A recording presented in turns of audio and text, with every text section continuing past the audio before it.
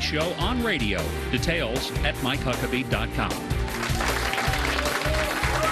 Many schools have adopted zero-tolerance policies when it comes to having weapons on school property.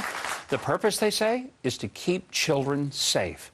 But when these zero-tolerance policies are put into effect, it seems like it's causing some school administrators to lose their common sense. You may remember back in May when 8-year-old Josh Welch was suspended when he accidentally nibbled his Pop-Tart into the shape of a gun. Or the 5-year-old girl who was suspended after using her Hello Kitty bubble gun. In fact, it was initially listed on her record as a terroristic threat. Then there were the stories of Jared Markham from West Virginia and Haley Bullwinkle from California, who both were taken to the principal's office for simply wearing NRA T-shirts that depicted guns. And just in the past month, there have been several more incidents, like a 7th grader in Rhode Island who was suspended for 3 days for carrying his keychain in the shape of a gun. It was about the size of a quarter. Or 8-year-old Jordan Bennett, who was suspended for a day simply for using his thumb and finger in the shape of a gun. And in Virginia, 3 students were playing with this airsoft pellet gun on one of the students' own front yard. Despite the fact the game took place on private property, the school suspended all 3 boys for the entire school year, claiming the property was too close to the bus stop, 70 yards away. That's hard to believe, isn't it? Can you believe this? Well, on September 17th, Georgia high schooler Cody Chitwood was arrested. He was charged with a felony. Why?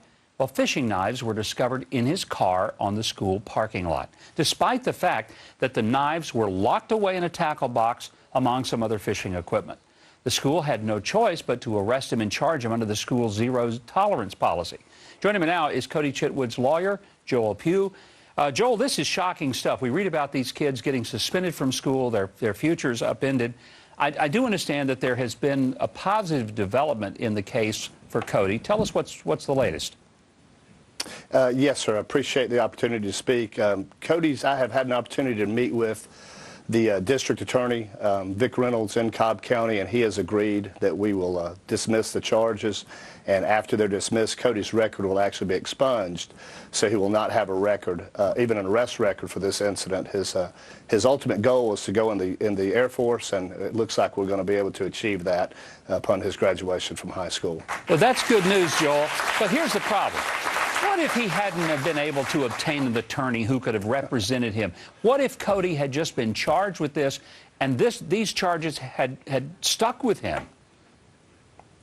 Well, that's a dilemma that we have. I will tell you that as a result of this incident, at least in Cobb County, we have taken some positive steps to install just some good old-fashioned horse sense, I think, back into these decisions. Our legislators, I believe, through well-intended laws that probably weren't completely well thought out, they were designed to protect school children. They took all the discretion away from the arresting authorities. Thank goodness that once the district attorney's office has a chance to look at this, they can establish the facts and do the correct thing. In Cody's situation, he was fortunate. What would happen in another situation in another county, I can't say. I hope that the same result, after cooler heads prevail and people can actually look at the facts and review them, I hope that the same result would occur anywhere. But Joel, this would have ruined Cody's life. He would never have been able to go to the Air Force. He would never have been able to take a lot of jobs that would have required a background check. You know, this is something only because he had representation. And yet, had he not had it, his life effectively would have been ruined, wouldn't it?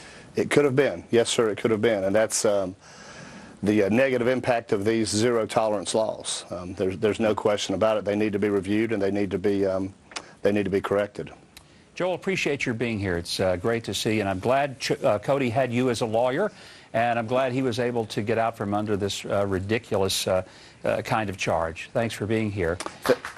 Thank you very much. You know, it's truly unbelievable to think that a kid would be in trouble because he liked to go fishing. And I don't know, it's hard to go fishing without being able to have a knife to fillet the fish. Somebody needs to be filleting some of these laws and cutting them up and bringing some common sense back to America, or we're going to be criminalizing a lot of kids for blowing bubbles and using their fingers and eating Pop-Tarts. Now look, America had better wake up and get its act together. And I hope it's very, very soon. All right. Well,